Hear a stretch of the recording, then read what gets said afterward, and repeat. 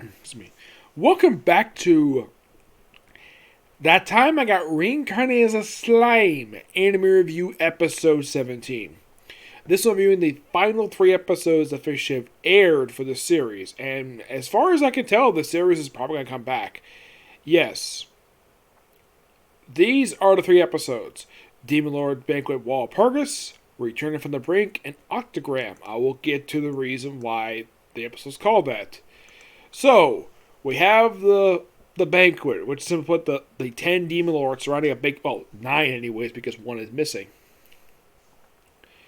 Yeah, and then we have basically Clayman just spouting off like, oh, he killed my subordinate, he incited the war. And, of course, Riri was like, you big fat liar, that's all a bunch of lies on your part. Mulan's actually alive. She's not dead, you idiot. And, of course, he keeps proclaim, oh yeah, he unleashed Valdora. That part is true. He did unleash Valdora, but he didn't say it was after he already killed the 20,000 troops anyways. Yep. And of course, Clayman, despite the fact there's overwhelming evidence basically against them, he's like, screw this, and start basically a brawl with Remoris. And look up Guy Crimson, look up he basically puts a barrier to basically have a battle between Demon Lords. Yeah, basically, Rimuru, Shion, and Raiga take on Clayman and his subordinates. Yep, Shion, of course, beating the crap out of Clayman pretty easily, because he's pretty weak as a fighter. He's a terrible fighter. Shion, of course, punched him clearly right in the face, because he's that terrible person. And, of course, well, it turns out the fox I'm carrying, turns out he's under the mind control, too. So Raiga, of course, basically suggests to Rimuru, tells him what's going on, and basically undoes the actual brainwashing, and the other 2 creatures that are there with the fox, turns out they're actually his tail, which, that's interesting. So, it's almost like the fox probably becoming their pet for him, and of course Raiga's like, he's like, basically he's kind of like jealous of that, oh no, he's got their pet, he's gonna ignore me, like, no, don't worry about it, it's my favorite, and puts the thumb basically on top of him. And, okay, and of course, Ramrus her golem decides to basically chip in too. Despite the fact she does serve Ramrus, but she also serves Remus. Of course, Greg Crimson basically grants mission for her to join, and she takes on Clayman's golem and beats the golem pretty easily, off screen. What the heck? Seriously. And then Clayman, of course, gets the crap out of him. Even oh, I'm getting serious. Rips open his shirt and basically just spouts off 4 arms out of his back. Who the heck do you think he is, Dr. Octopus? Yeah, he's like, I'll unleash my ultimate attack. And just fires right at him. Of course, Remy absorbs it. And okay, Melim, hit him. And she's like, she's not gonna say anything. And then, of course, basically, then Valdora pops up out of nowhere. Yeah, this happened in the book too. She's like, ow, that freaking hurts. It's like, Valdora, why are you here? I like to know what happens next is manga. That's the reason why he's there. So he's like, fight her and don't seriously hurt her. He's like, oh, so that's Melim, my brother's only child. In the book, he says, first, the brother he referred to as his older brother's daughter. And they proceed to fight. And then pretty much he pulls out basically a Kamehameha wave. He basically pulls out a bunch of DBZ moves. I'm like, what the heck? I mean, a Kamehameha wave. That is something. That's some Dragon Ball. Apparently he's a big fan of Dragon Ball. And it's a good thing, too, because his English dub actor was on Dragon Ball Z as Mr. Satan. Yep. Yeah. And of course, oh yeah, Melim is not brainwashed at all. Nope, it was all a big fat lie.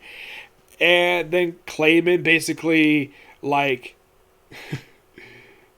where it's also, there's also this lion guy. It turns out that's actually Carrion, who is alive. Melim didn't kill him. Obviously. Yep. Yeah, and then of course Clayman basically just transforms will absorb much of solar energy, and then he gets beaten by Rimuru pretty easily.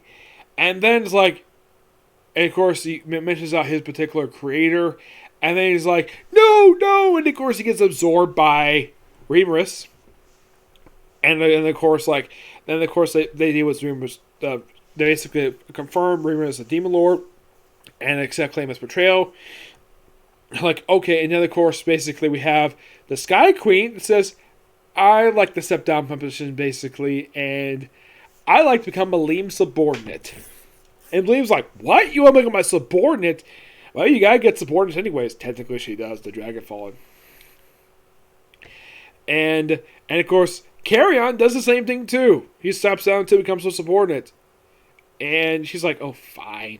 And of course, you have her leap backwards. It's so funny. And then, of course, Rimuru is basically as the new addition to this group. He's given the task of naming the group because they can't call himself the Angry Demon Lord. It seems too basic. So, Guy Crimson basically just name us. Basically, it's like, fine. Look at this guy. 8 of us. Octogram. And they all easily agreed to this. It's actually something unanimous. And of course, I think it was Dino, They basically argued a lot. Several purposes decided the name of the group. And this was actually pretty easy. And of course, like, Ramiris mentions she wants to move to Tempest, basically put a passageway for a labyrinth in the Tempest nation. And of course, like, Guy Crimson basically says it's like basically Ramos pretty much also the whole thing with this vampire who looks like Count Dracula. It turns out that he's not the actual demon lord. Nope, it's his maid. And it is Valdor who points this out. I was like, why are you hiding, fool? Why have your attendant be so rude? Yeah, it's Valdor who figures this out. Not for the demon lords, oh no. And then Malie spills the beans that the maid is the actual demon lord. And the vampire in front of them is not the demon lord. So she takes the place of her subordinate, who imposing for her. Not really sure why in the world that she did this for. Also, this is the same vampire that Valdor fought a few hundred years prior to events of the series. He also fought the giant too. Which I'm surprised that they basically, like, when they're all, of course, when Clayman sees Valdora, like, oh crap, it's freaking Valdora. Yep, he's shocked to see him. Like everybody is always shocked to see Valdora because of how powerful he is. Yep. And then, of course, Ebra goes home. And then, of course, you have one of the clowns from the moderate Harlequin Alliance. He goes to break into Valentine's estate. And then, all of a sudden, for some reason, Hinata is there. Well, they pronounce it differently in the anime. I pronounce it the way that they pronounce it in Naruto. So, Hinata is there. And she's like, takes out her sword. And she's about to attack Laparis. And he just runs away! And then runs into this other guy who is a vampire. And he's about to, like, they briefly, of course, he gets basically beaten the crap out of him. And he's about to lead his deadly attack, almost like a Red Death. And he's like, what's going on? What happened? And it turns out that the clown has got his heart in his hands. And when I'm saying this, I'm like, what? Did he pull a Mortal Kombat on him? Yep, he did. And then he proceeds to crush it. And then the guy dies. Yep. And of course, where he's also informed by it before he dies by Clayman's death, like, oh, Tyr will basically cry, Footman will be angry, and he, of course, will laugh. And that's the last I see of him. And of course, everyone goes home. Everyone's like, very welcome to see Riri back. And it's like a bit of a happy ending. The whole thing ends with a to be continued. There is, of course, a movie coming out. Yes, a movie. When is it coming out? Not really sure exactly.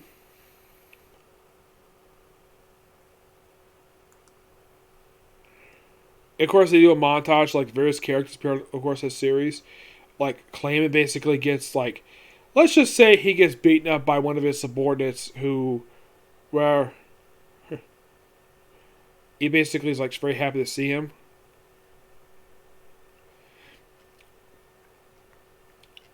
Probably it's the punishment for basically fake his death. And Malim is there with her dragon fawn because basically Clayman's going to be her subordinate now. Yep. Yeah. It's a good happy ending, but we're going to basically see a movie come out later on this year, which I'm looking forward to get released here. I would not be surprised if Funimation got the license to release this dubbed. Yeah, I personally looking forward to it. I mean, look at the post. It looks like that a lot of the regular characters in the series will be returning. Yeah, it looks like everybody, like Malim, like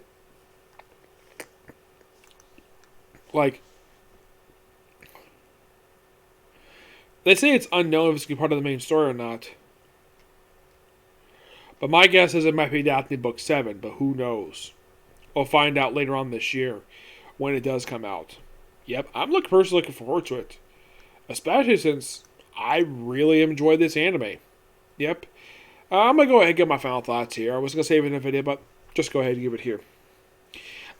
Basically, my final thoughts on seasons 1 and 2 of the anime is that this is just a damn good anime because it's pretty faithful to the book, and I have thoroughly enjoyed watching every episode of this whole series. All the characters appear fun. I've had a chance to talk to Rico about this series. He seemed like pretty happy I was basically into the series. I was recommending a couple people to try this series out, and it was a series I was interested in trying, and I personally love it. Yeah, it is fantastic. Check it out. It is really damn good. Yeah, not a bad episode. Just have a lot of fun with this series. And if you, like, overall, there's only 48 episodes. So it shouldn't, like, it's not like, let's say, like, one of these 100 plus episode series that would take you, like, a long time to get through, like, Dragon Ball Z, Naruto Shippuden, Bleach, One Piece. It's not those anime. I mean, it's based upon a light novel series. And overall, of all the anime I've seen based upon light novels, this one is by far the longest one I've seen. Because a lot of them, I have seen, usually last like 13. I think like the highest for a long time was Overlord. That was the highest one at 39 episodes. It had that stature for about 4 years. But for a few years for me. And now this series is taking its place as the longest running anime based upon a light novel series. Because normally anime based upon a light novel, the normal length of the show is usually 12 episodes. To me, that's normal length anyways, but there have been some other ones basically have been more than that. I mean, there's not been that many, surprisingly. The only ones I can think of that have actually, aside from this one, Overlord, they've had more than like a dozen episodes.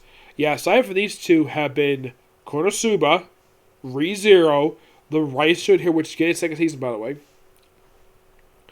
trying to think what other ones were there. Let's see. It's not Saga Time Evil, that second season not released yet. The Ashik War, Test Assist New Devil. I'm trying to think, it was any other series that are based on a light novel that's more than 12, 13 episodes that I can think of off the top of my head. No,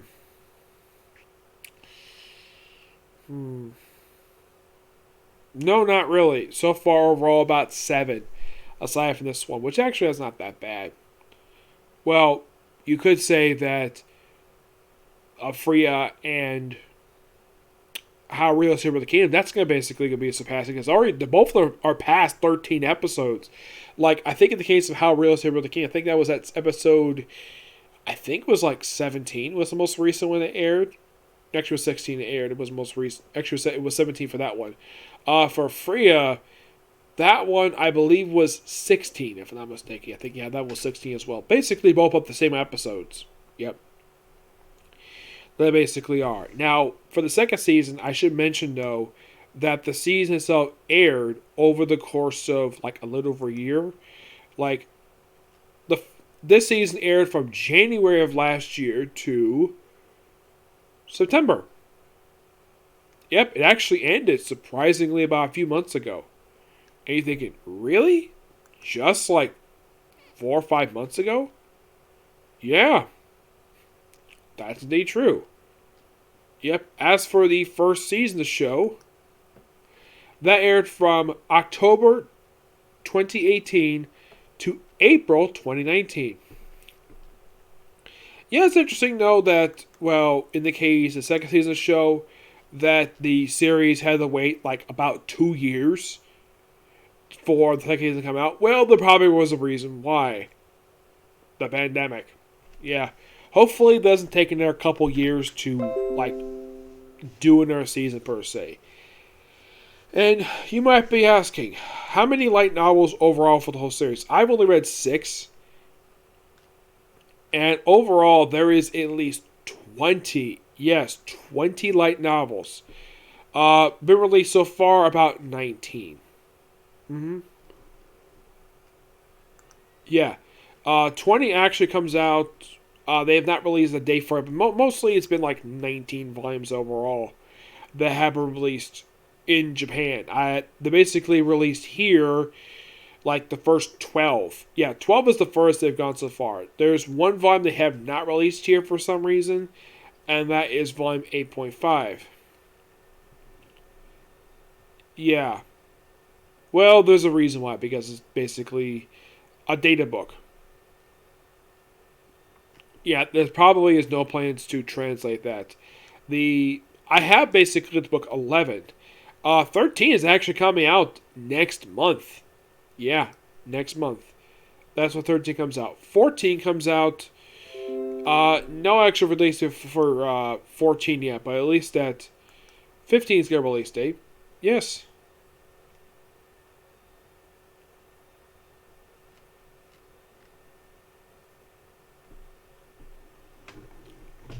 Yeah. But in the case of basically the next video is going to be, it's going to have to wait a bit because I got to do a stream, and then I'll be back here to do a comic corner. Yep. And well, in the case of the series, it's pretty much done for now. Until the movie comes out, that's probably when I'll review it.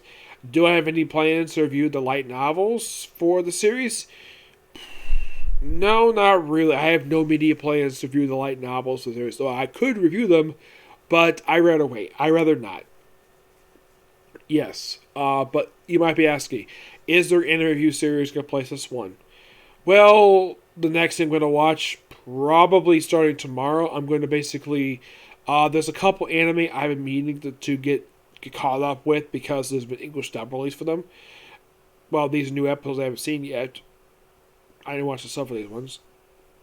So, starting tomorrow, I'm going to be watching Yashahime Princess Half Demon. I'm going to resume watching that show. And then when I'm finished with it, that's going to be added to my interview schedule. And then once that's finished, I'm going to start JoJo. Both these two shows should take too long per se. JoJo Adventure, the current season, still in the ocean. That one's 12 episodes in. In the case of Yashahime Princess Half Demon, for the English dub release so far, I would say 11 episodes. So I don't think it would take me too long per se. And after these two shows caught up, I'm going to go back to watching Jujutsu Kaisen. Yep. Just see you later on for my review for Attack on Titan in the comic corner. Okay, next video. Bye.